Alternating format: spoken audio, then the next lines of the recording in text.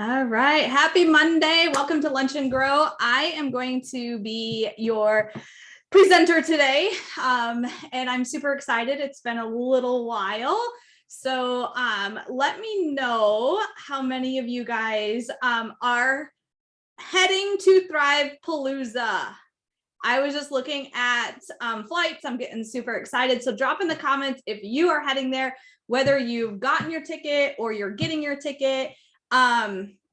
That is definitely an exciting event that you want to get to.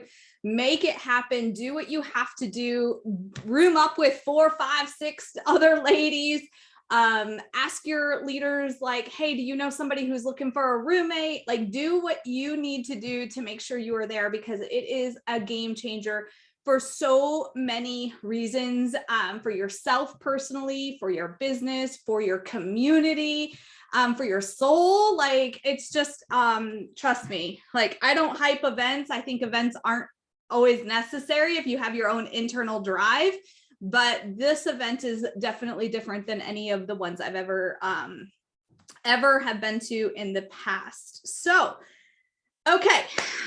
Today I wanted to talk about mental toughness. And it's just a season in my life that I am working through with my young athletes. And so as we were doing I was doing a ton of research. We've been listening to books with my 9 and 7-year-old. Yes, they're never too young to learn mental toughness and mindset, right?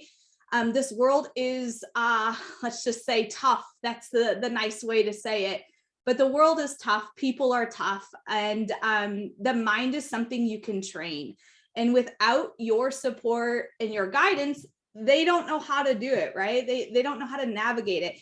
This then also goes into yourself, right? Like, we all have moments of mindset where we feel weak in our mind. How many of you guys have been there, right? You've been there. You've been weak and you're just like, what do I do? How do I get out of this space? Just because I might show up super confident and strong all the time, I have these mental blocks too. I have these moments of weakness where I call them weakness because I like to be strong. I like to feel, but I still like to be strong, right? And so, going through this with my kids, it's really opened my eyes to such a bigger picture. I've always done mindset training for myself and for my team, but never really thought about it as, athletes, as kids going through school, right? Like the pressures that they have and the way they talk subconsciously to themselves and what that does to their toughness and their mindset.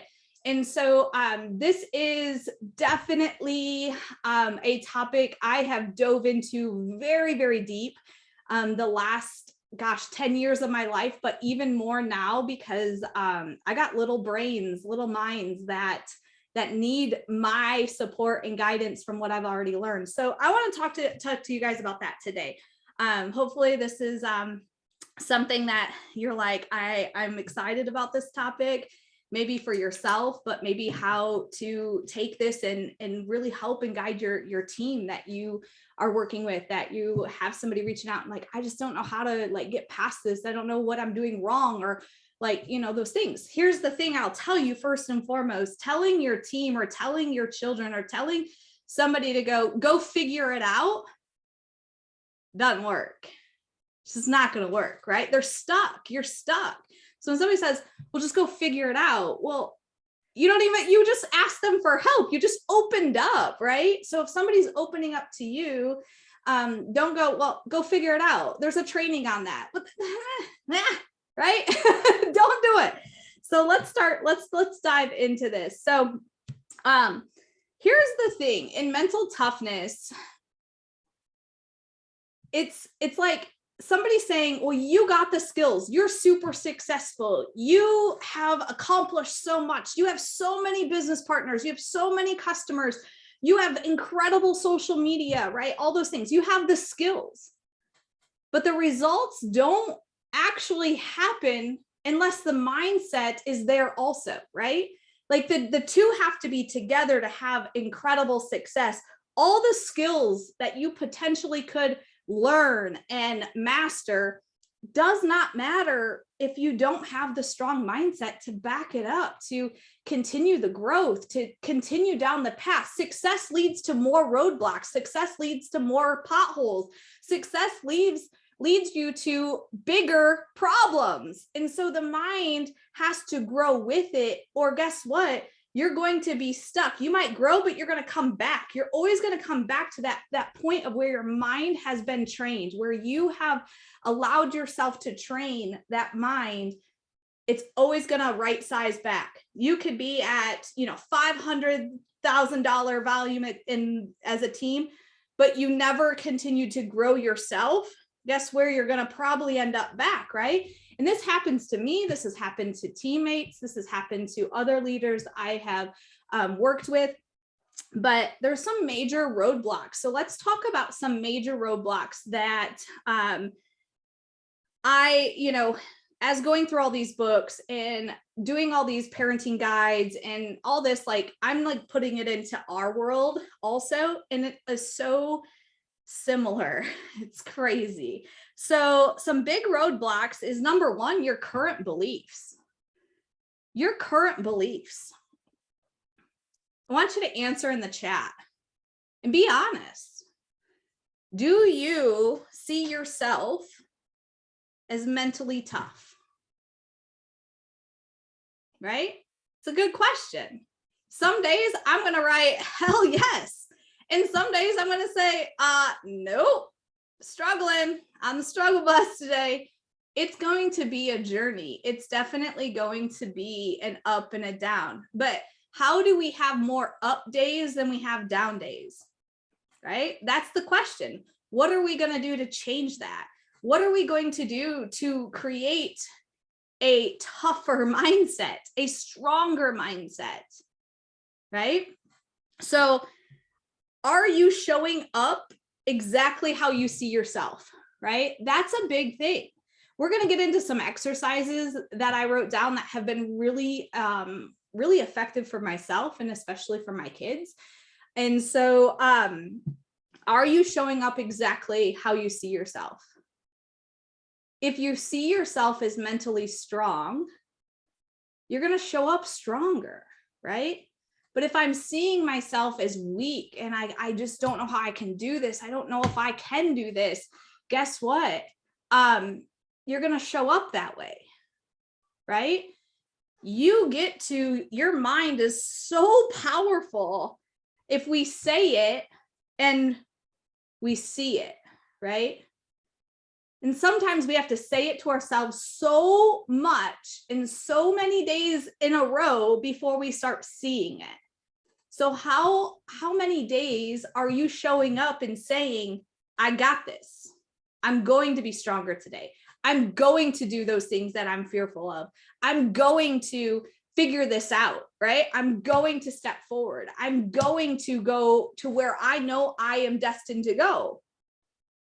Are we showing up like, oh, we'll see how it goes. I'm not sure, right? So going in, the same thing I was talking to my son this weekend. So he's 9, he's on an AAU team. He is very talented, very skillful, right?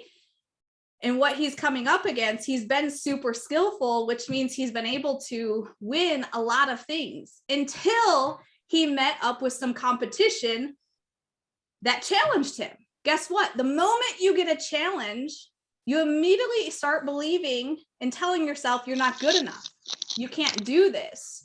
I'm not sure I'm cut out for this. I don't think I'm good enough for this team. You would not believe in a 9-year-old's brain what was going through that and so many negative things because he finally had a challenge. When I've seen this happening, I also then go, my gosh, this is happening at 9. How often is it happening to us as adults in business, in life, is as an employee, as an entrepreneur, right? You put it into any aspect of your life. But I'm like, wow, we immediately cut ourselves down as soon as we're challenged. We start to go, gosh, I don't know if I can do this. So it's so important to have some of these exercises I'm going to talk about in a little bit in place So we can battle against that subconscious mind, those negative thoughts we're all going to have. Every single person is going to have them.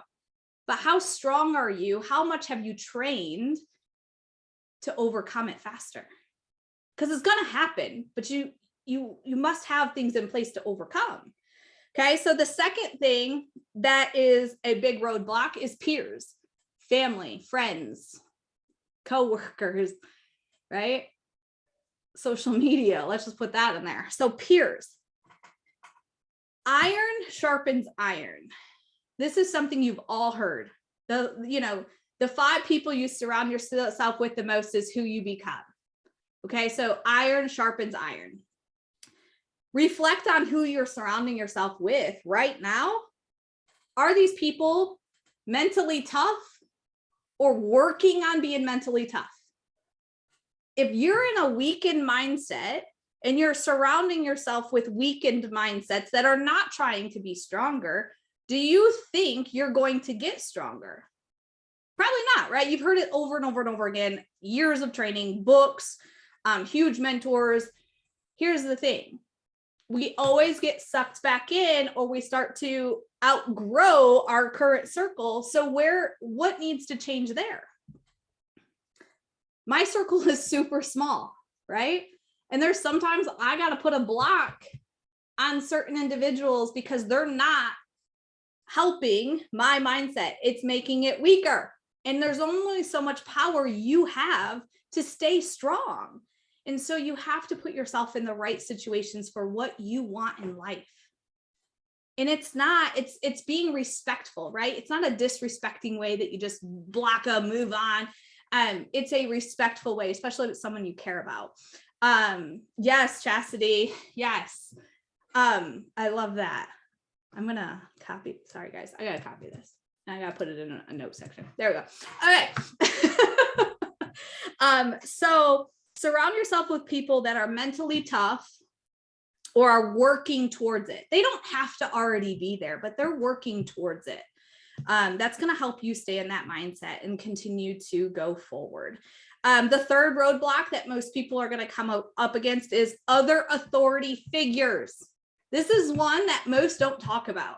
Let's just be real here. Like, any authority figure is someone that you're going to look up to, right? Respectfully, you're going to look up to them. You're going to be like, I want to learn what you've done. I want to be where you're at. But some of these people have limiting beliefs about you. Recognize it. Recognize those individuals that have limiting beliefs about you. And respectfully disconnect from them and get yourself to work. Focus on you.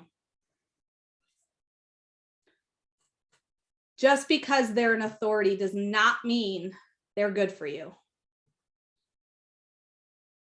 This here is why, as a parent of raising an athlete, I am surrounding my child with the right coaches, the right mentors. I said no to him being on a certain team that he got chosen to be on because I didn't believe that authority figure was good for him. And we said yes to another because I knew that that was the better choice for mindset, for growth, for where he wanted to go, the goals he has. Same thing with you. Are you looking up to the authorities that are going to get you there? They don't have limiting beliefs on you. Right?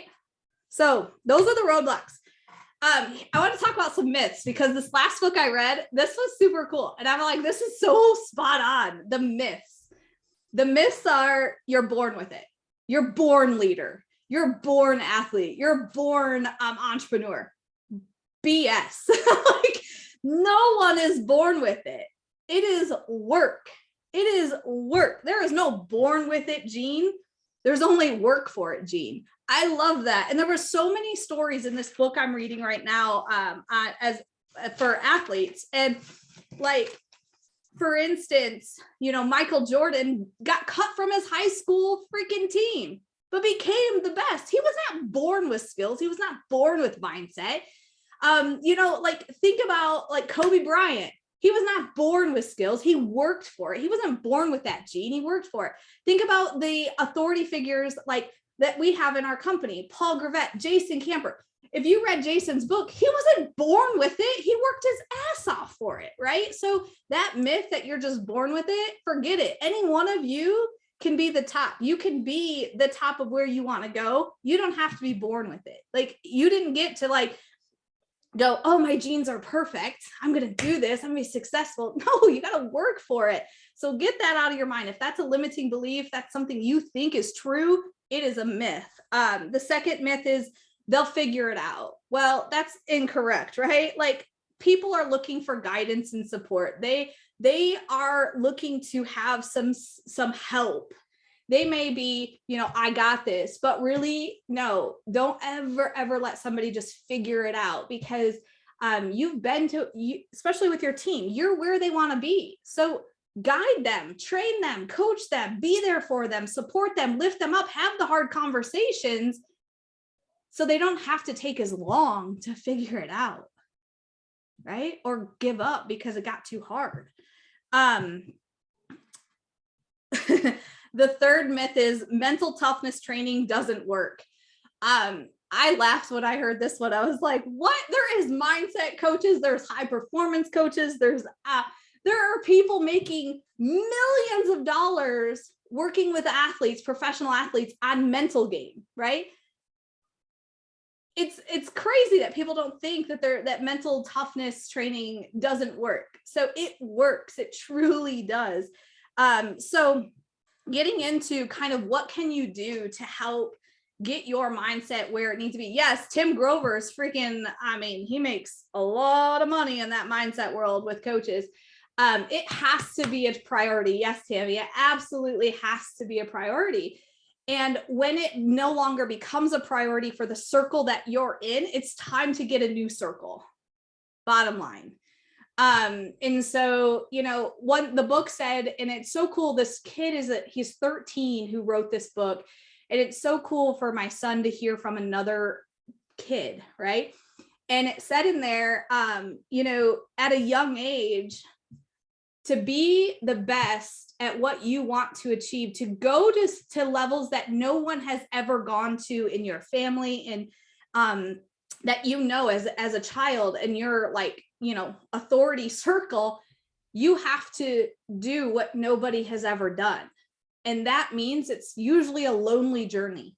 It's going to have a few people that's going to be there to guide you, support you, cheer you on, be there when you fall, be there when you fail. But it's not going to be a big circle. You're not going to be the kid that's super popular, because you ain't got time for being popular. You have time to work on your mindset, work on your game, to go to college, to go to the MBA, right? And so as he's hearing that, he realizes, and he says to me, he goes, Mom, I just realized I don't have to have a ton of friends, because I want to do some big things, and not all my friends are going to do big things. Like, that's the truth, you guys. Like, to hear a 9-year-old understand it and get it, like, why are adults so opposed to it? Block it out. Like, I gotta have 5,000 friends on Facebook. No, you only need a few hundred to go where you want to go. It's so crazy, right? It's so crazy. So here's the first step. You must decide. Big word, decide. You must decide that you're going to be successful. You must decide you're going to win. You must decide you're going to be great at what you do. You must decide you're going to be mentally tough. You must decide you're going to wake up today in a good mood. You must decide all the things. It's a decision you make every single day. And you can make a decision today to go, I'm going to watch Netflix because I just need a feel good day. That's a decision, but you must decide. You can't just let life go by. Every single day you must decide. It's a choice you make to go forward or backwards. And sometimes you can't avoid the back step, but you can work your butt off to get back forward, right? Learn to fail.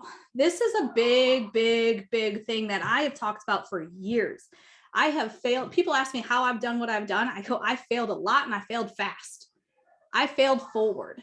Anytime I had something that didn't go right, I didn't stop and get like all mad and upset and quit and like think I wasn't good enough for it. I go, well, that didn't work. Like, that's literally what I say to myself. I'm like, well, that didn't work. What should I do next? A conversation I had, a message, right? So when Paul would say, message your entire Rolodex. Have you heard of Thrive? So I did it because he's authority. I'm like, yeah, he's super successful. He knows what he's talking about. So I sent that message and it didn't work for me. And I didn't give up, right? I didn't give up. I just changed the message. I changed the approach. What I got from that, message every single person. Have you heard of Thrive? I got talk to every single person. Doesn't mean you have to say what he says. You have to talk to every single person. That was the core of his message. Let's talk to every single person. Take lots, like as I'm reading these books, in order to score, you must take shots. In order to hit, you must swing the bat. In order to get a new customer, you must have conversations. In order to get a new business partner, you must have conversations. You must have conversations. You must have conversations. If you're not having conversations, it's your game, right? You're not in baseball. You're not in basketball. You're in business. So what is the chip that when you go all in, what is it? You're all in talking to as many people as you possibly can, to impact as many people as you possibly can. You're all in to have conversations. You can look at it as a basketball, how many shots you take, how many rebounds you get, how many assists you get. You can go baseball. You can go any sport. You can go any part of your life, of all your goals. What is the core that must always happen in that sport, in that thing that you're doing? Conversations, right? And ours is conversations. You must fail to move forward. Failure is great. That is something I have said. I write it almost every day in my journal. I don't write it every day. There's some days I miss, but failure is great. I want my mind to be mentally tough every time I fail, that it's a great thing I failed because I'm going to learn from it. Failure is great. It's not horrible. It's not a, I suck. I can't do this. I quit. It's a great thing because you did something. You took action. Now it's time to learn from that and move forward and take another action. The goal is to fail a lot so you can learn what not to do. That's perfect, right? The goal is to fail a lot so you can learn what not to do. And take responsibility for everything. Most people will take responsibility. Well, not most, I shouldn't say most. Some people still have excuses, but most people will take responsibility when they fail, right? It's easy to take responsibility when it didn't go right, or you did it wrong, or you messed up. It's easy to take that for most people, but how many of you are taking responsibility when you win? Or you just like, I don't want to brag. Most people say, I don't want to brag, or they don't, like, I'm the same way, right? Like where I grew up, very small town, most houses that are in that town are anywhere from 50,000 to 150,000, right? Like that's what our house value is. It's a small town, very lower income. And when I earned our auto bonus and I finally got my Escalade, I did not want to drive that to my small town because I didn't want to brag. I didn't want to take responsibility for my successes. I didn't want to own it. I was embarrassed, or I might make them feel uncomfortable. That's not okay. Like, you just freaking won. You just did that. I've had to learn to accept it and be responsible for my wins too. Okay, so here's a few exercises that I know you've already heard in the past, but I want you to really, really, really, really consider. If you want to have mental toughness, you want to have that mindset that can't be broken forever, right? We get some cracks in it, we heal those cracks. But if you truly know that mindset is what is necessary for your success, then there's a few exercises that they're not hard, but it takes a lot of discipline to do it. Okay. I have a big board over here on my computer. I have it over here on my desk. Literally, it just says discipline. Why? Because it's easy not to do it and it's easy to do it. So the first exercise is exercising our subconscious mind. It is the heart of your mindset. Your subconscious mind is the heart of all. Practice saying only what you want to see and do. So, how many of you guys have known Chastity a long time? How many of you were around when she did a training, took us into her bathroom, and literally where she brushes her teeth, where she does her hair is all of her affirmations, all of her, like, what I am. Why? She's training that subconscious mind only what she wants to see and only what she wants to do. You may think that that's kind of crazy, but I've watched it work for her. I've then put it into my own practice and it has worked for me, just like vision boards. Every time you see a vision board, I am owning that. I am doing that, right? That's what your subconscious mind is saying. Guess what happens? You start checking those things off that vision board. The subconscious mind is powerful, powerful. If you're not practicing those, take 5 minutes a day and do your I am statements. Train that subconscious mind. Only think about the things you want to see and the things you want to do. Second exercise is visualization. I'll be the first to admit, I thought when I first learned about vision boards, I thought this was just hocus pocus, hooky. Like, who does this? How does this actually work? But visualizing all the things you want, guess what? It's just as important as when you're doing it. It's just as important when you walk in to purchase whatever you're visualizing. It's just as important as achieving that rank. It's just as important. Visualizing is the first time you achieve it before you even achieve it. They talk about the Olympics, right? I was listening to a commentator about you're seeing the Olympics for the first time, but those athletes have already seen it 3, 4, 5 times in their head. They have walked that they have done their entire routine in their minds 3, 4, 5 times. It is their 6th, 7th, or 8th time that they're seeing the Olympics. They're seeing their run, but it's the first time you're seeing it.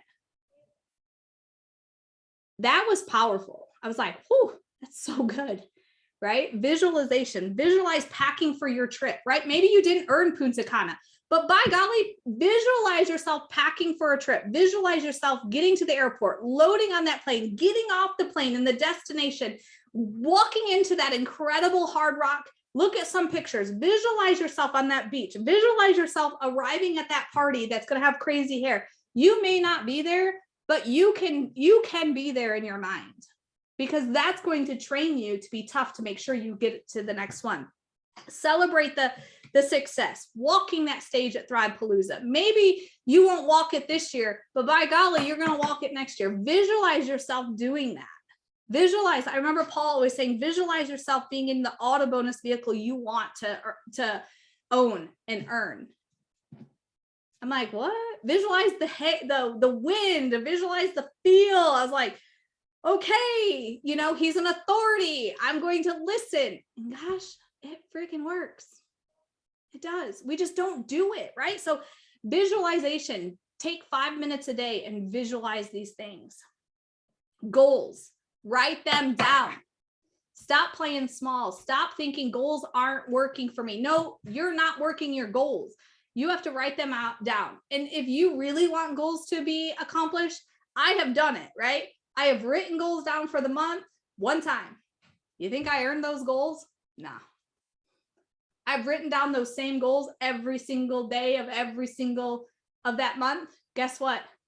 I either earned those goals or I was damn close to earning those goals, because I made sure every morning I wrote down those goals every single day. I rewrote them. Why? So I can train my mind to know what the heck we got to do today.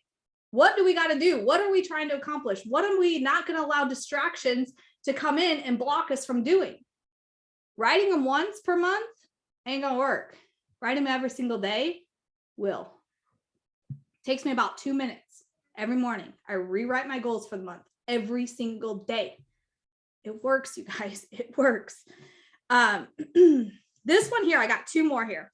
So we're going to go just a few more minutes. But the engraving technique, this might be new to most of you. If you've heard of the engraving technique, let me know in the chat, because this was the first time I had heard it.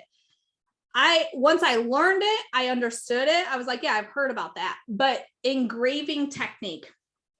And so in this book, for training, elite athletes, it talked about engraving technique. And I was like, what the heck's that? And so the gist of it, the fast version is, who do you want to aspire to be? Like, who do you look up to? Who do you want to be? Who has the skills and the success and the mindset that you're like, gosh, that's what I want. Write that name down, or write those names down. For instance, like for my son, oh gosh, Robinson is his last name, but Duncan Robinson was a athlete that he's going to watch, because he penetrates the lane and gets every time gets 2 points, layup. He gets hammered. And so one thing he struggled with this weekend was penetrating the lane to get a good layup. And so engraving is watching those that you aspire to be, who are good at that, and watching their every move. Not just like watching it for fun, but watching what they do, hearing how they do it, seeing how they react after. And so think about that. These are skills, these are languages, these are techniques. Watch the pros, not the Joes. That was like, I'm like, oh, that's kind of cool. But this creates a mental blueprint for you. And there's so many studies that I don't have them written down, but in the book, they talked about all these studies of where they've had the group that did nothing, right? They didn't practice, didn't visualize, didn't do this engraving technique. Those that did the engraving technique, but didn't practice, and those that just practiced. The people who practiced the skill and those that did the engraving technique, where they just watched a pro do the skill, both had 23 and 24% increase in their skill. So watching it was just as important as practicing it. Think if you did the two together. So watch locals. You've seen online locals for the last 2 years. Are you watching them? Are you studying how those people are speaking, what they're talking about, how they're holding themselves? Listen to calls. I listened to Paul Gravette's recorded call for like 6 months straight. Every morning I took the kids to school. 5 minutes, listen to it. I engraved his language, and I knew how to speak the Laval language because I listened every day to the same recording. Over and over and over again. I listened to Maria. I've listened to Chastity. I've listened to Amber. I've listened to everyone who has done what I want to achieve. And why? Because I'm studying what they're doing. That's just as important as doing it. It's that engraving technique. And then meditate. This was something that's super hard for me, and it might be harder for you. I have recently, in the last 9 months, really gotten good at this. Like, I feel I'm good at meditating. I'm a person that my brain goes in 500 directions, but I needed to train my brain to have calmness so I could have clarity. If you ever do yoga and at the end they make you lay in, like, I don't even know what it's called, but I go to yoga 5 times or 6 times a week. And we have to lay there and then full peace and not think of a thing. And anytime something comes into our mind, we got to attach it to a log and let it go down the river, right? So it's not to try to completely shut down your brain and not have anything go. But you got to learn to, when something comes in, you got to attach it to a log, let it go down the river, like attach it to a log. And eventually you're going to have less attachments to logs, and it's more calm, more clarity, more peaceful. And so you want to achieve that clarity of your mind, decrease that anxiety, and achieve the zone, right? Have you ever had, like, you've watched somebody in a training or they're talking to somebody, and it's so much noise everywhere, but they look like they're just like, boom, like nobody else exists. Nothing else is happening. They're in the zone. Meditation allows you to get into the zone so much more.